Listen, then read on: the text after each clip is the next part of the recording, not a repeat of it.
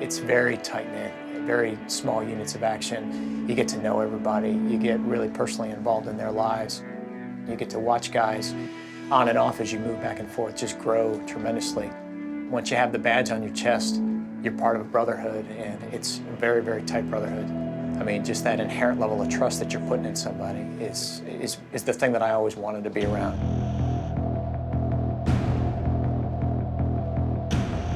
Well, Navy OD, the simple answer is that we go ahead and defuse any type of explosive anywhere, anytime. So when you say, well, what do you do for a living? I parachute. Like, okay, parachuting is just a way for me to get to an ordnance prom. Well, what do you do? I'm a diver. Okay, well, that's great, but I dive as a way to get to an ordnance prom, and that's when my job begins. When something bad happens, then you come back and you train to that exact thing.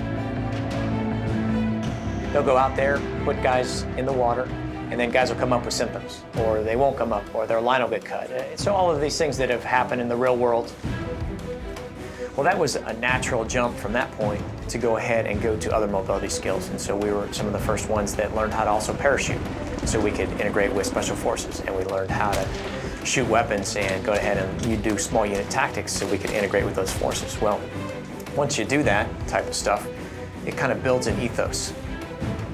If you're dedicated and you want to get through, you'll stay every night after and do night study. You'll come in on Sunday and study all day. And you have to want it. So it's definitely a team effort, and you have to have that bond with each other, just pull each other through.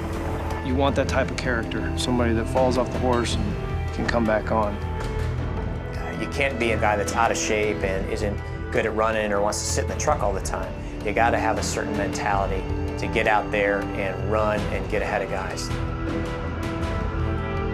The point of the stress course is to get guys doing routine items that you might have to do when you go down on an IED event.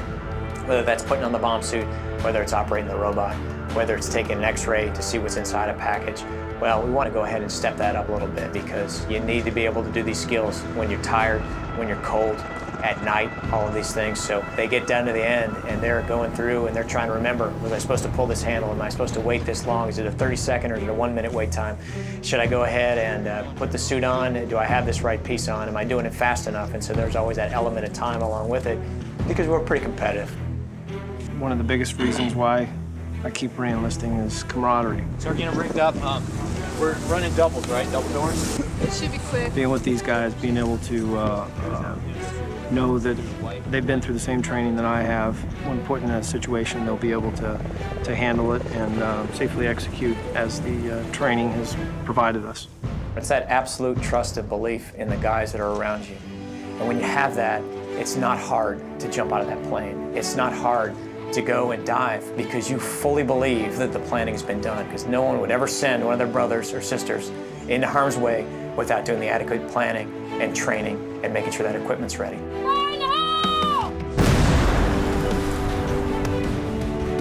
That is really, to me, what exemplifies that EOD personality is that quiet professional that's just going to get the job done. They're not going to let you know how great they are, and they're going to move on to the next thing and just treat it as it's just another thing on my list. This is what you told me to do, so I did it, and I'm going to go ahead and do the next thing.